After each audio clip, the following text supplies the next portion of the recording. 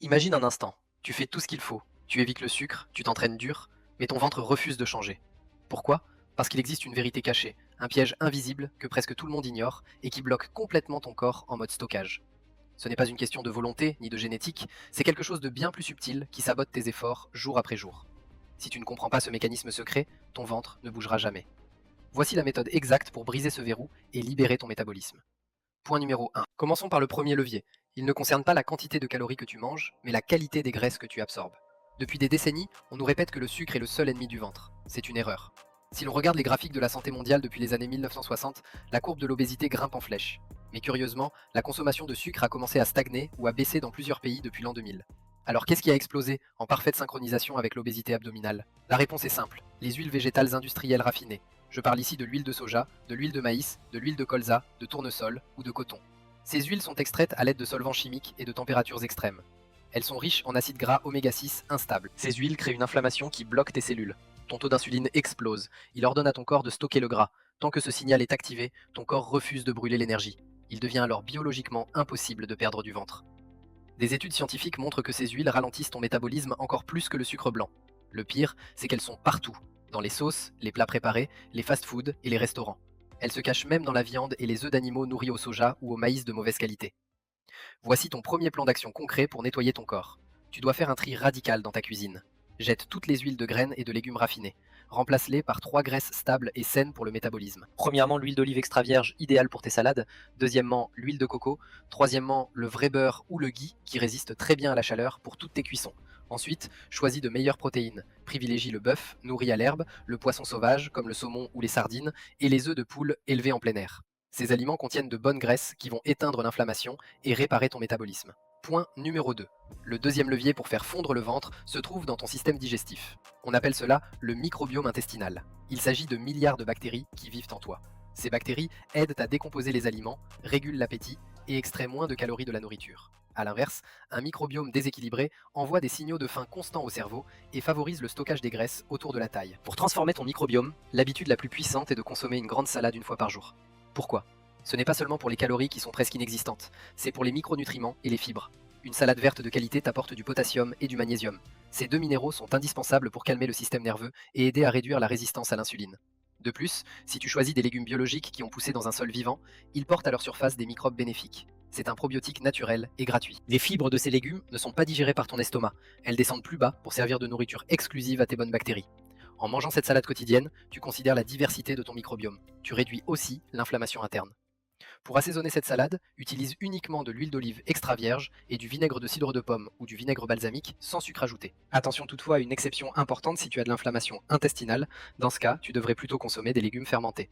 Consomme de la choucroute ou du kimchi ou des cornichons fermentés au sel. Ces aliments apportent les mêmes bienfaits prébiotiques et probiotiques, mais sans agresser ton système digestif. Si ton inflammation est extrême, tu peux même éliminer les légumes pendant quelques semaines pour te concentrer uniquement sur les protéines de haute qualité, le temps que ton intestin guérisse. Point numéro 3. Le troisième levier consiste à forcer ton corps à brûler sa propre graisse en entrant en cétose.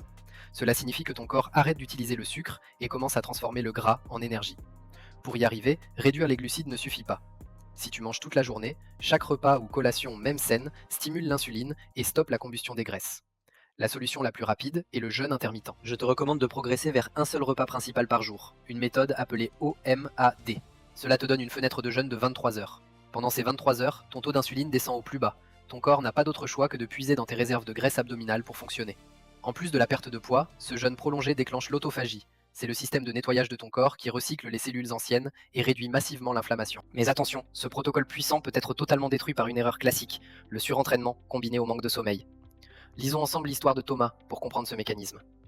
Thomas veut absolument perdre son ventre pour l'été. Il est très motivé. Il décide de s'entraîner à la salle de sport 2 heures par jour de façon intense. À cause de son travail et de ses séances tardives, il dort seulement 5 heures par nuit. Après 3 mois, Thomas monte sur la balance. Le résultat est catastrophique. Il n'a pas perdu un seul gramme et son ventre semble encore plus gonflé. Pourquoi? Parce que son corps est en état de crise. Le manque de sommeil et l'excès de sport font exploser le cortisol. C'est l'hormone du stress et son rôle est de protéger tes réserves d'énergie. Pour cela, elle détruit tes muscles pour faire du sucre et stocke toute la graisse autour du ventre. Thomas prend donc du gras à cause du stress. Dès qu'on corrige son sommeil pour atteindre 8 heures par nuit et qu'on réduit son sport, son cortisol s'effondre. Son métabolisme se débloque enfin et son ventre fond en quelques semaines. Voici la stratégie d'exercice idéale divisée en deux catégories bien distinctes. Premièrement, la marche active. Marche absolument tous les jours entre 7000 et 10 000 pas. C'est un exercice doux qui ne stresse pas le corps.